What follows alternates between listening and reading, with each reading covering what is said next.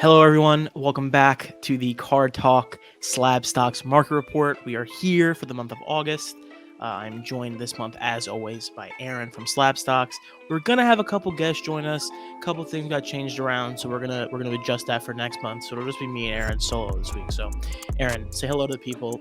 Tell everyone what you're up to, where you were. We're gonna talk for like 5 minutes about that, and then we'll get into this month's report. Definitely. What's up, everyone? Thanks for having me again. And Lou, I think it's backwards hat day here. I noticed you have one on too. But I just got back from the Netherlands with my dad a week ago and it was crazy for the Formula One Grand Prix race out there, the Dutch Grand Prix, and Max, of course, won at home. And Lou, you think it's too predictable right now, huh? It's not even necessarily. I guess maybe the week to week isn't as predictable. I mean, it is at the top. Just being honest, it is, and maybe below that, it's more mixing around. And then it's just like, how is Ferrari going to ruin the week for themselves? It's pretty much the biggest excitement for the week. So, I was saying on Card Talk that I've kind of faded a little bit, and you texted me, and I forgot that we even posted it. So I was ready to get yelled at by you. It's just tough, man. Like, it's hard. I don't know. Like, why would you want to watch the NBA if you knew the Warriors going to win the championship every year? Like, it's just not that exciting. I don't know. It's fair. I agree. From a wider viewed standpoint, definitely having two fighting every single week to win a race is more exciting. But I will say you better watch Monza this week because Max got another grid penalty and maybe he flies through the field and wins again. But I will say Mercedes is looking really good recently. Last week specifically, this week through the practices, not as much. But Ferrari, I think, is going to have a big showing as long as they don't mess something up. I think that it will be like a three-way fight for the win this week. So I think it's going to be a great race. They find a way to screw it up every week. So they do. But I think Ferrari fans, myself this week included, not necessarily like cheering for Ferrari, but from like a good race perspective, always have that little glimmer of hope that like I'm a Ferrari guy. Well, there I you love go. Ferrari, but I want Lewis to win his first race so badly, and I'd love for it to happen at Monza. Although Lewis is also taking a grid penalty and starting from the back, so I highly doubt it's going to happen this week. But maybe George gets his first F1 win. Like that'll definitely be George. That's his first F1 win. I thought he won a race with Williams. No, he didn't. Never won. His closest he got was P2. That's what I'm thinking. I'm thinking of the podium. That's what I'm thinking of in my head. Yeah, so he was actually on loan, or was like the loanee when Lewis had COVID, and he was so close to winning. And then there was a pit stop mistake, I'm pretty sure, and he didn't win. That was the race that Checo won that one. But yeah, he was close. So hopefully it's week. Hopefully. What time is the race on Sunday morning? 8 a.m. Central, I think. 9 Eastern. Tough. 9 Eastern? That's not that bad. 9 Eastern's not that bad. I thought it was 8. 8's tough. 6 a.m. for me. Yeah, we got Court on the boards this week, and Court is a soldier because she gets up every week for Card Talk at 6 a.m. And if she's going to get up for races at 6 a.m., respect. Wow. Brutal. All right, so let's get into the market report. I don't have control over the share screen, so Courtney's going to have to do it for me this week. So she will pull it up here in a second. Thank you, Court. Much quicker than Jay. And let's get into it for the month. So any key takeaways you want to start with? I think, like we were saying before, this one's a little bit shorter. Cheap shot. This one is a little bit shorter for sure. And I think, card market's very interesting right now. There's always going to be ups and downs. I think we had the biggest sale of all time recently.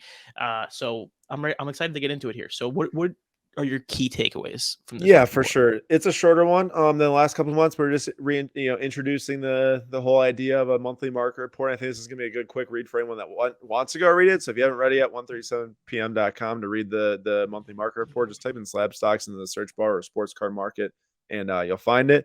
But for me, the big takeaway from this month and in a wider perspective is obviously the most expensive sale for any card ever. It's the Mickey Mantle, $12,600,000 for the 1952 SGC 9.5 min plus. I think, Lou, you're going to land on that just in a second here.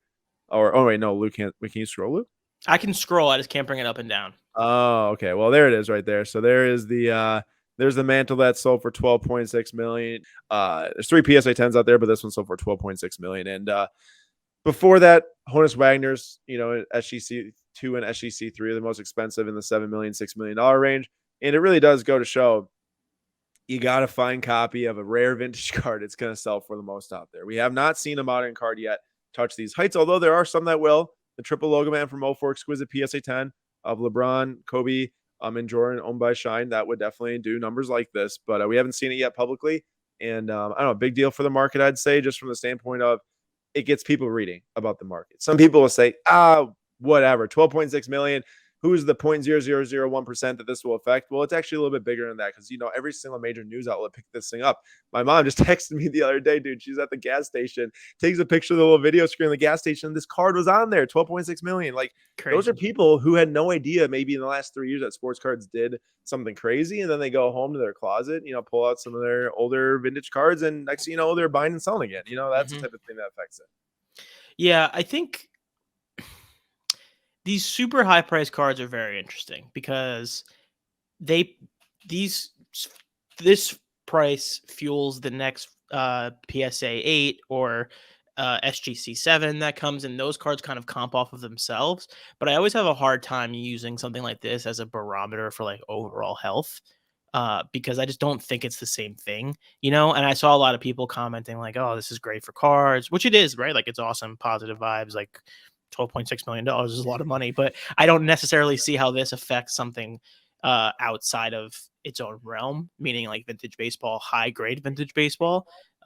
So your modern Justin Herbert or Patrick Mahomes doesn't necessarily relate to this card in the same way, and I just want to make Yeah. sure that is always out there for people because I don't want them to see 12.6 and think, all right, cool, we're back, like let's start buying everything. No, definitely don't do that. It's there's way more to it than just that. But and I agree with you. I just do think though, however, that it does alert people. It makes Of people course. hear about sports cards. You never know how that goes when people hear about it. They'll jump back in if they will, whatever, But definitely, it's not the standpoint of, oh, now I can sell my Justin Herberts for 5 times the money because this thing sell for 12.6. Good point. Exactly. Good point, Lou. Did we include, speaking of Herbert, that one that sold for 1.1? Did we have, or that's technically September?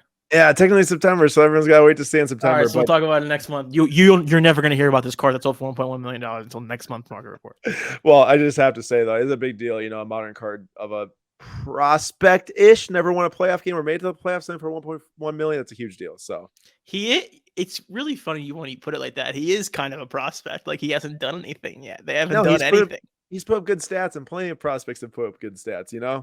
Yeah, So we'll it's see. funny. We'll definitely see. But scrolling down a little bit here, obviously when you read the report, you can see all the different numbers and how the different categories change, like pre-war vintage, modern, ultra modern. Of course, with this Mickey Mantle, it did do some things to the pre-war and vintage markets. If you scroll down a little bit, you can see it. There's some green positive shift there Love to over the see last it. month. What do you say? We love to see it. We love the green. We do love the green. Now, maybe that modern, ultra modern over the next 6 months will start to trend green. We don't know, but it clearly, there has been a lot of talk around vintage. And I will say this, Lou, I know you remember this time very fondly. The whole Logan Paul Pokemon thing, the big box that broke, all that different stuff kind of boiled up to a point where it was like, this has got to be the most talked about period for Pokemon cards. And then after that point, you kind of started to see prices just suppress along the way. That's just how it works. I like where Everything. you're going here. Yeah, I it like kind of this. rises up to that point of like the peak attention. Well, what's peak attention here? It's obviously, in my opinion, right now, the most expensive sports card ever sold, the Mickey Mantle. We saw for the last 3 market reports we've done, or at least 2, we've talked about how these vintage cards have been going up in price. Lou pointed out last week, like, hey, if you're buying this thing at a 40% rise in the last 6 months, you shouldn't plan selling in the next year. And that's kind of like what we're seeing here. I think over the next 6 months, once again, I just want to point out, we'll see these vintage and pre-war indexes by a card ladder here start to trend in the opposite direction because it's Mickey Mantle seems like the peak attention point to me. Yeah, and it's also like regression to the mean, right? Like that.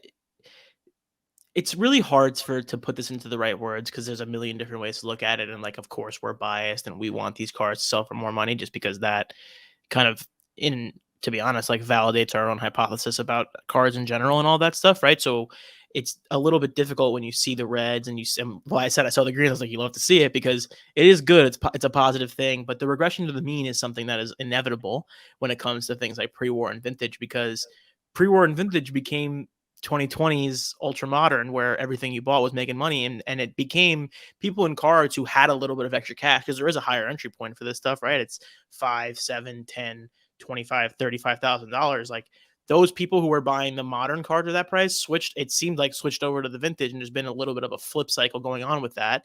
And like you're saying, peak attention and also just like saturation, eventually these things have to come back down. So it'll be interesting to see. Well, what happens is once you start to see cards hit record highs or at least gaining value, more sellers come out. When more sellers That's how it is. come out, more supply in the market, more people are satisfied by the supply, less demand, less prices. I mean, it's just what happens. the Hank Aaron right above that. So for the most expensive Hank Aaron card of all time. Now, don't get me wrong, a fantastic PSA 9 example here. That thing looks beautiful. And So it's for got the sticker 720 thing on grand, it too. yeah, it's got the silver sticker on, but $720,000, 36% increase, and that's in the last like year. Like that's a lot. 36% That's a increase lot on of a money. $700,000 item. That's a huge gain in value. Yeah. Can it go higher? Maybe. It's a pop. I can't remember. It's pop 5 somewhere around there. Yeah, I was gonna say like in the single digits probably, or Yeah, just above. 5 to 20, somewhere in that range. Either way, like crazy card, crazy nice looking copy, and yes, it's sold for an all-time high. We'll see where it goes from here. That's basically what it comes down to. Yeah, and I think I might have said it on here before, or I've said it elsewhere, and I want to stop saying. I feel like I say it too much. But a collector once told me, a vintage old school collector once told me that when you see like at least 2 or 3 of the same card pop up in like a 2 or 3 month window, it means the holders of that card have decided that it's too expensive and then they're willing to let it go. Definitely. So that's just something you need to keep in mind when you're looking at cards and you're seeing even recent comps where you see 1 or 2 sales in the last couple months and there's a substantial increase on the from the second to the first. You should expect another substantial increase from the third to the second. And then there's also the conversation of how many buyers of this card are there really right now. I agree with you, Lou. And just because I do want to get my numbers right, I don't want to. That's okay. Yeah.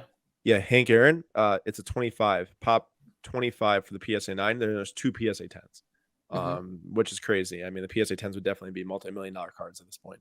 Obviously, think a PSA 10 Hank would challenge this card. No, I think it's getting close. I really do think it's getting close. I mean, there's 3 actually, PSA. it would definitely beat it in my mind. I think it's not exactly apples to apples because it's SGC 9.5 versus PSA 10, but I would think a Hank PSA 10 beats this. So you gotta expect a Hank PSA 10, or sorry, not Hank, Mantle PSA 10. One of the 3 that sell is gonna push up to around 20 million. So I could see the Hank going for half of that at least, and then you never know. You get the bidding war going, and it could go above this. Yeah. So that's how I feel. I love Hank Aaron being from Milwaukee, obviously. So I would rather have that card, but that's just me. It's a great card. It's so like classic, old school. I love it. It is. And then if you scroll down a little bit here, and then hit that CL50 chart right there. So CL50, the Carlisle 50, it's not the be all end all. We've kind of explained this in the past. Indexes you got to take with a grain of salt sometimes, just because of the cards are involved in it. The cards that gain value. If something rises massively in a small amount of time, it can swing the index a lot. Well, I want to point out is that last month, some of like the different stock market indexes were trending green, and now they're trending red in August. But for the Carlisle 50, we did point out last month that the card indexes and card sales, it takes a little bit longer for those to get logged. There's a physical process to this. I gotta list it, I gotta sell it. If I use a vault service, I put it up for auction, this type of thing. That doesn't happen with instant liquidity via stocks, to where like it will take a month longer to reflect a gain in the market. Like right here, we see the CL50 was up 16.4% in August, but it'll also take a month longer to reflect the loss. So I think that as this stuff changes, just keep in mind that there's a little bit of a lag period in cards because it's a physical asset, the nature of trading, all that stuff. When I say trade, I mean like selling and buying and all that good stuff. So just something to keep in mind. But yes, it was a green month for the CL50. And speaking of the CL50, there are a couple of cards we pulled out from the Carlisle 50 index. One being the Albert Pujols PSA 10 2001 Topps Chrome traded that sold for $2,600 at the time of this report. And it was a 40% increase in price versus the previous month. That's a large increase. Now, Albert Pujols. What's the pop on that card? That is a great question. Let me check. I'm gonna check. Keep talking. I'm gonna keep talking about these. I'm gonna look it up. As for Albert Pujols, I mean, he had a great month and some change since a home run derby. Dude really got energized. Wants to get that 700 home runs. The Cardinals are giving him the at bats. He's mashing lefties. All that stuff is going on, and people are finally, I'd say, coming around to the idea of his cards being more valuable. Now, a 40% rise in a month in this market, that's no joke. What do you say? Not sustainable. It's not sustainable. You're right. So, like, I wouldn't buy this thing expecting it to go up another 40%. Definitely not. But what I'm trying to say here is, like, that takes a lot. That takes a lot of recognition, a lot of excitement around him, and it increased in price. And I think that, a lot for a while, I'd say at least like a 5-year period when he is struggling on the Angels. I don't know if he played 5 years for the Angels, but at least somewhere in that realm. People would say, yo, Albert Pujols, like, why are his cards not more valuable? Like, Trout can only dream of getting his career numbers type of thing, which is honestly kind of played out to this point after Trout's injuries. And I think you're finally starting to see that respect come to this card here because of that fact that he has an amazing career, and now he's doing it towards the end of it. People are getting completely jazzed up because of him. I would not be surprised if prices fall, in the next 3 months, even if he does get to 700. I mean, if he gets to 700, honestly, I don't know what will happen. I don't want to predict that, but just know that, anytime these cards go up that fast in price within a month, drops can happen. Interesting. There's 395 PSA 10s. That You feels like thought a there'd be lot. less? At a $2,600 price tag, yeah. I mean, that is quite a lot for a card from 2001. That's a Topps Chrome card. A lot of them are pretty off-centered, damaged foil on the front type of deal. But yeah, I mean, that's not like too much though, for this card to, I guess, be that valuable based on his career. If you think about it, I mean, Trout update PSA 10, there's like 5,000, and they were definitely doing around 2 to 3K not too long ago. No, So I mean I'm saying it's a good thing. I'm surprised by how high the pop is for how much the card's selling for. And then I also looked at recent sales, like it's 26, 3,000, 24, 27, 29, 25. Like it's a lot of action on the card, so that's great. I love that. yeah, no, there's definitely a lot of volume going. But yeah, good to see. And Lou, maybe talking on a perspective here versus, like, this is not a prospect card, obviously. People are No. spending thousands. They were, and they probably still are, on Jason Dominguez. What do you see from a perspective of like where money is right now, or maybe where it'll shift as more people start to watch things like this happen with some of the established players? hmm So I had this opinion in general about it's really about like how money moves in general, but in relation to cards, like I think sports cards move with the herd. And for a long time, prospects was the way to go. People felt that prospects was like, oh, you have the upside of this person. What started happening immediately was it started getting priced in. And then once it's priced in, there was this time period where it was super priced in, but there was also all this still room for immense growth with these young guys. That has now stopped, especially when it comes to base cards, even like a Topps traded Chrome, right? That has now stopped in a world where the financial world has gotten interesting. People don't know where to put their money. They are going to the safest version of an asset inside of sports cards, which would be an Albert Pujols, a Willie Mays, a LeBron James. And I'm not really sure exactly how I feel about it. Like, how long is someone going to hold an Albert Pujols Topps traded? I kind of go back and forth on that. Mhm. But I do think in a world where you're looking for something safer, I'd much rather be an owner of an Albert Pujols than a Nolan Arenado. Yeah, no, I feel you. I feel you for sure. Although Arenado maybe get an MVP this year, but he won't because Paul Goldschmidt's been unreal. But he will finish in the top 3 for the NL. But I feel what you're saying. I mean, you're right. Money moves in different ways based on how much money people have to spend, honestly. And people, when they have more money to spend, they're more willing to not only buy prospects but also break cards. Try to pull the big Kahuna, I guess you could say, or the big whale. And Yeah. you're kind of seeing this shift here during this time. And who knows where it'll go in the next couple months, or Yeah, maybe a couple years. it's just interesting because it's very obvious as from myself as someone who even is a little bit stepped away as opposed to you, not stepped away, but a little bit further away from the day-to-day like conversation than you are. Um, it just seems like that's where all the conversation is, right? It's like, oh, get the goats, get like the veterans, the safe veterans, so that it's reflected in this month's report. So something to monitor. I think something maybe we should do is like, what is the prevailing sentiment right now as we're recording the episode, and then does that carry over to the following month, and how do the sales reflect in that? You know what I mean? That could be something Mhm. interesting to watch. Yeah, and I also think it'd be interesting to see, like, at what point does it reverse? Like, is it 6 months from now? Is it 8 months from now? Like, how long Mm-hmm. do the cycles take? I think that's a Mm-hmm. great, research question and theory to think about that we can definitely, maybe not build a whole segment around, but even like a couple sentence thing, just like from this month's report, this is the big idea. Will it carry over to the next month? Will it carry to the next month? That type of deal. Yes, and also like, what are we hearing? Like, what's happening in the world of cards that we know about, and how does that get reflected month over month? Is something to look out for. Definitely. I would not discount the whole prospect thing, obviously. As we brought up with the Herbert No. 1.1 million, that we will definitely be reporting on this in the next month's report. But ending this weekend is the Herbert NT Logo Shield RPA 1 of 1 on Golden. It's already at 1.35 million or 1.32 million. So that's already broken the 1.1 Black Finite record.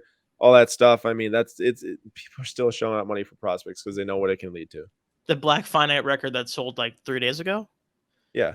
It's just funny when we call it like an all-time record, and it was like 3 days Well, I ago. mean, it's the most expensive Herbert card ever, but it will be broken now in 3 days. Yeah, yeah, totally. Which is crazy. So we can keep going here, and with as it pertains to the sports, baseball it really all depends on how much specific players are holding up indexes. Baseball, you have the whole Albert Pujols, Julio Rodriguez, that type of stuff, really helping out baseball. On the flip side, Tatis is really hurting it.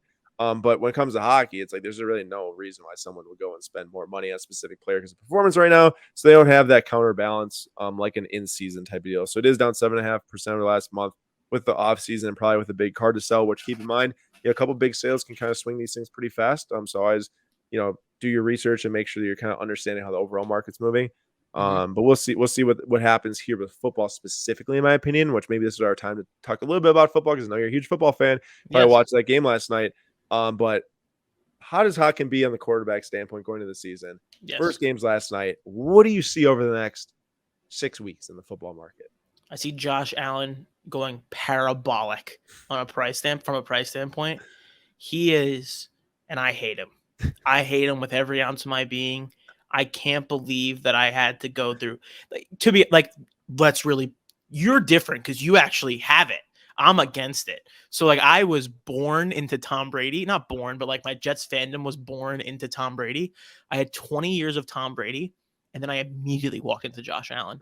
You, on the other hand, had 20 years of Brett Favre and then walked into Aaron Rodgers. And now you're kind of staring down the barrel of oh, wait, maybe there's nothing here at the other end. So we'll see what happens with that. But I cannot believe that he is so good and so exciting and so cool, as much as that hurts me to say, because that's really the biggest piece of the puzzle when it comes to, not the biggest piece, but it's one of the biggest pieces that comes of the puzzle when it comes to cards. So I see Josh Allen being insane and I see Herbert being insane. Those two, I think, will carry the day for the rest of the season. Now, what about your Hurts, your Tua, your Mac Jones, your Zach Wilson, those type of guys?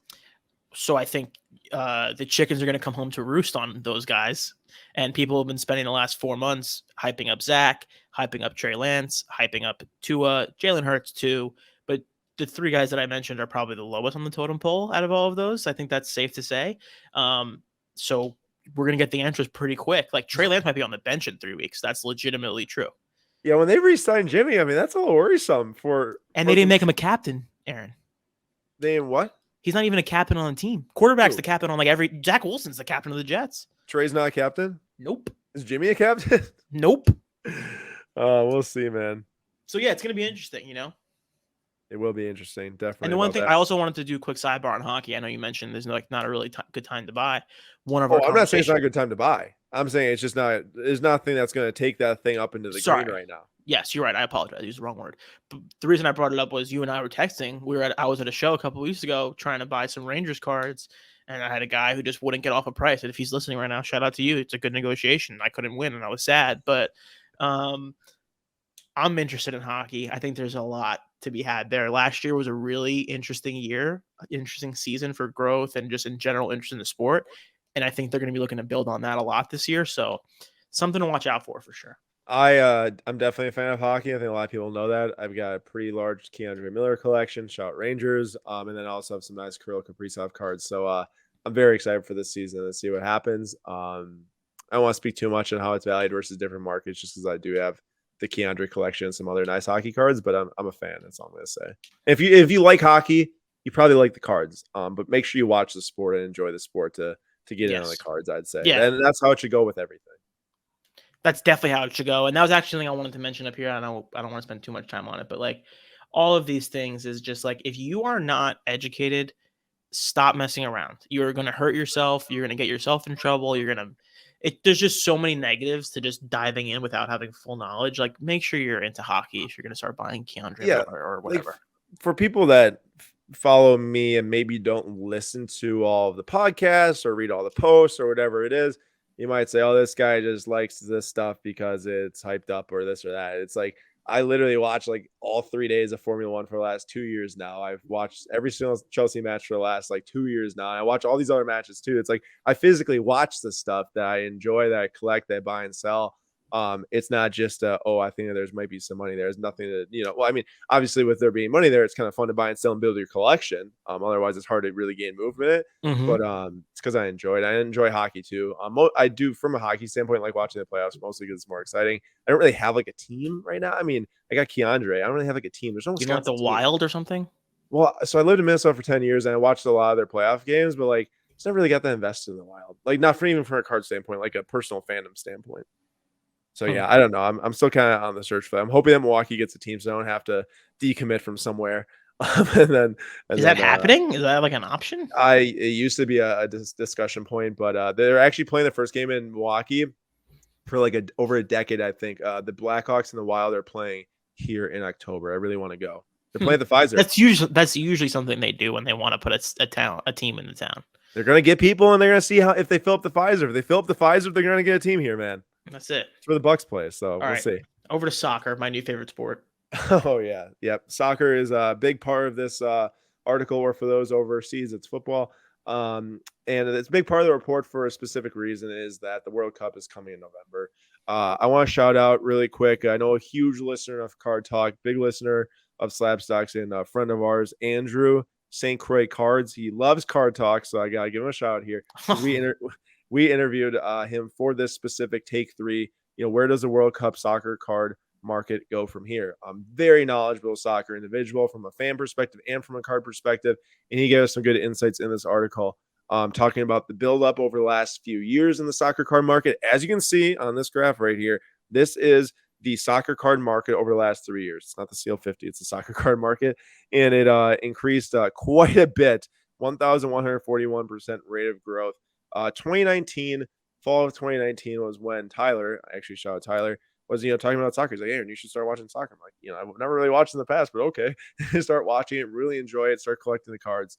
And then it's went through a very, very big growth period since then. From my perspective, was this is one of the biggest worldwide, not only sports but religions there is what it comes down to. And people overseas, really didn't on a wider scale buy and sell soccer cards. And they did have soccer stickers, but even to that standpoint, it wasn't really like this big, I would say, like publicly traded thing. It's mostly like, you It buy wasn't your an stickers. asset.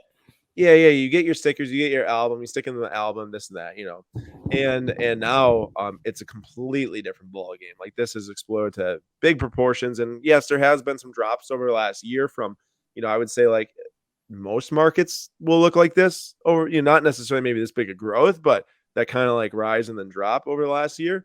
And it excites me. It excites me for sure. The World Cup has always been a time that I think a lot of people who maybe don't watch soccer or don't know a lot about soccer look at that and say, that's the time I'm going to sell as a World Cup 2022.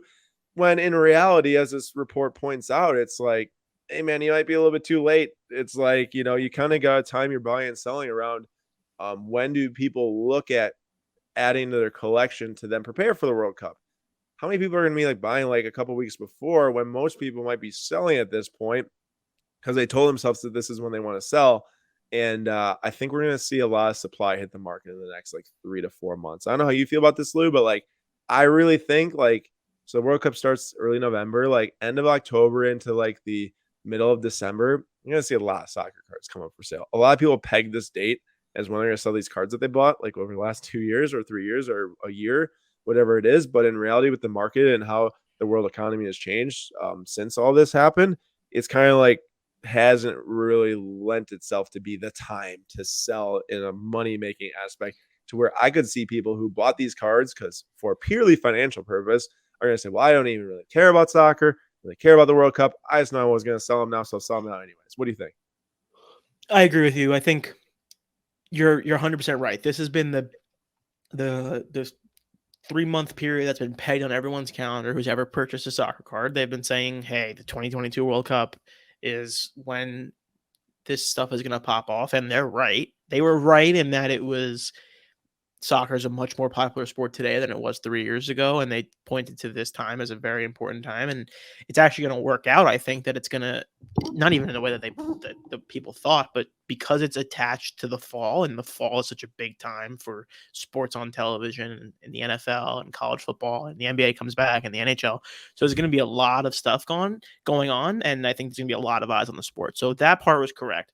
The part that's tough is you can't predict this at the time, but the supply coming into the market is going to be insane, especially in the high end places. I think there's going to be an immense amount of high end Kylian Mbappe, Messi, Ronaldo. There's going to be a ton of high end stuff coming out. So it's going to be really interesting. And you're saying, I know what you're saying, where like it might not be the best time to sell given place in the world right now. But if you bought a card in 2020, as you can see on this chart, like you're in really good shape right now, no matter how much it sells for, especially in the high end sense. So I don't know how much more it'll dip from here. That's impossible to really predict, but it is going to be interesting to see the game of musical chairs that gets played on these high end cards. There's going to end up being a couple of these high end cards that sell for way, way, way less than they should, purely from there's just going to be too much saturation point. So I am interested to watch that all play out. I also think when you're talking about 2026, I know we'll get there. Actually, I'll let you get there and then I'll share my perspective. I guess what I was just gonna say, and Luke kind of alluded to it, is that yeah, like right now, this is a very short period in time. If you consider short-term and long-term buying and selling, whatever, and yes, people peg this on their calendar, but there, no matter what happens right now, there's still so much to be excited about with the 2026 World Cup in the future. 4 years down the line, I don't want to be like, oh, you missed the boat. Like 2026 is coming, because I know it's a while away, but World Cup is literally coming to North America, and I do expect that there will be a lot of growth in the sport. I don't want to sit here. I can't make guarantees that this card you bought's going to make money, or this card's going to go up in value or down in value, whatever it is. All I know is that from a sport perspective, a fandom perspective, we've seen a lot over the last 4 years grow in soccer. We will see a lot more growth in soccer over the next 4 years as well. I agree. Anything to add to that? I thought you were going to add to that, or no? Oh, yeah. No, I agree with you. I think there will be growth. The part that's tough is predicting what to buy. Oh, yeah. And how it plays out. So in 2019, not that it was easy to buy Messi cards, because like obviously if it was that easy, everyone would have been doing it, but Yeah. they were on the floor, right? Like now they're a lot higher up than they are now. So it's hard to make a prediction on how much higher can they get in 4 years. Of course, there's more awareness and all that stuff is a factor of it, but I don't know how many cards are really going to be $1 million cards or 6-figure cards, right? So it's tough. It's very tough to predict when in a world where it's already super hot right now. I'll say this is that it definitely takes more research, more understanding, and better calls now than it did 3 years ago. There's no question about that. Like Lou is spot on there. So with that, we can take a little scroll down. And I just want to shout out, for the soccer fans out there. There were a couple soccer cards that did do well in the last month. Specifically, kabooms of both Marcus Rashford and Erling Haaland. Both of them have been contributing to our team's success early season. Manchester United for Rashford, Manchester City for Haaland. Haaland had 10 goals in 6 matches, the quickest ever to get to 10 goals in a Premier League season, which is insane. And Marcus Rashford, who was down bad last year, did not do that well from a sport perspective, definitely not a cards perspective. On a come up right now, a comeback, as I like to say, and 315 last sale at the time of support for the PSN Kaboom. That's a double up over the last month for good reason. He had like 3 goals and 2 assists in the month, and very impressive start to the season for him, and definitely helped Manchester United win 4 straight Premier League matches as well, even if they did just lose in Europa League last night at home. But yeah, that's what we got for soccer here, and looking forward to seeing what happens over the next few months. I do expect there to be a lot of people watching and some more buyers in the market, but it's just, will it outweigh the selling? That's really what the question is. So we'll see. I agree. Who's the hot guy to buy for Leeds? For Leeds, well, you're in a good spot if you're a Leeds fan, because at least from an American standpoint, because you have Tyler Adams there, and you also have Brendan Aronson there, 2 players that are most likely both going to be starting and playing a lot of minutes for the U.S. men's national team. I really think that both will start, but you never really know with Berhalter. And Aronson made a big difference at the beginning of the year for Leeds. Honestly, last few weeks, ever since Lou announced his fandom, they've been pretty poor. They beat Chelsea, and Lou went out there and announced his fandom. And ever since, I'm pretty sure they either haven't won a match or they've lost all of them or drew some of them, whatever it might be. But, we are winless since I've become a fan. There you go. Haven't won a match since became a fan. But Brendan Aronson is definitely an American target, and he does not have any very structured, I know what his Topps Chrome rookie is. He didn't really have a whole rookie logo deal going on, because just about where he was, the transfers, the debuts. He does have a couple first cards, I think, that you could probably target. Like his Bowman MLS is going to be the Bowman On Demand MLS, which is in terms of cards, pretty boring in my opinion. It's not the Topps Chrome Champions League rookie that a lot of other guys have. We made the move from MLS over to Salzburg and then over to Leeds now. And he's quite the player. He's exciting to watch. Yeah, it's kind of, isn't that crazy that I became a fan of a team and they just immediately went in the tank? That's the story of my life. Anyway, let's keep it. That's a tough scene for sure. I mean, it only makes sense for Lou though. Take 4. This is more of Lou's environment here. We got some Fernando Tatis Jr. action. Of course, the most important baseball storyline of August, along with Albert Pujols doing really well, is Tatis's PED bust and therefore suspension, and therefore massive market drop in a 20-day span from when the suspension was announced to the end of August. A 36% drop for his 150 card index in card ladder there. That's a big deal. If you scroll down a little bit further, you get to see the individual cards. They've got like 50 to 70% drops across the board for very important cards. Those are important cards. We have a budget card there with the Tatis Action rookie PSA 9 from Heritage. Dropped 75% all the way to the Bone Chrome Blue Auto down at 55.20 as of this report. That's like a 50% drop from 10K to 5K in the span of a month. Lou, give me your take on this. I think I have the opposite take as a lot of people in general in regards to Tatis. I can't figure out why everyone's so upset. What is so different between him and someone else who gets suspended? I feel like guys get suspended all the time and it's not a big deal. For some reason, when Tatis got in trouble, the GM went after him, the team went after him. He had to go apologize to the team. I don't understand. Lou, bro, the guy signed a 13-year contract, breaks his wrist on a motorcycle, and then gets that happens. They committed basically their entire future to this guy, and he's going around acting like a moron. But everybody does that. That happens all the time. I don't understand why it was such a big deal. Like, I get it, of course, right? Like, they think he's irresponsible, which he is. They think he's dumb because he took steroids. Everyone takes steroids, so I don't care about that. He just happened to get caught. Nate would say the same thing as you just said. So, what about the steroid thing? Yeah, like everyone takes him. He just got caught. That's 100% a fact. Supposedly, it takes like multiple times of being a moron Yes. for you to actually get busted. Yes, you have to fail a test multiple times before it is made public that you failed a test and you are suspended. Brutality. This starts happening more and more, though. That's a really bad look for baseball. It is, of course. So that was my like honest fan human take. I don't totally get it, and I also want to say I think that's led to the reaction you've seen on the prices. People have just completely cut bait on this guy like he's nothing, and I get it. He will be back in April, and everyone will be excited again. So for now, I totally understand why people are dumping it. I personally will consider these cards good values heading into next season. Lou, just a little bit of some market insight. I don't think it might be in this article, but we did a little bit of research into this, like a case history example from the past of someone getting busted for PEDs, and we wrote about it in the Daily Slab. Alex Rodriguez, back when he got busted for PEDs, a few years left in his playing career, which is different than Tatis, who's just starting his career. Pretty sure A-Rod's market in the coming month dropped like 50%. Very similar. It took I believe it took 2 years all the way until 2016. I believe he was busted in 2014, took until 2016 for all the losses to be recovered. Now, it could be a different example here with Tatis, right? Young player, maybe he comes back, pops off. Maybe you see that 2 years be a year. Maybe you see it better next season, recover the losses. Possible. We won't know for sure. But all I'm saying is that it's happened before. Gain or losses were recovered.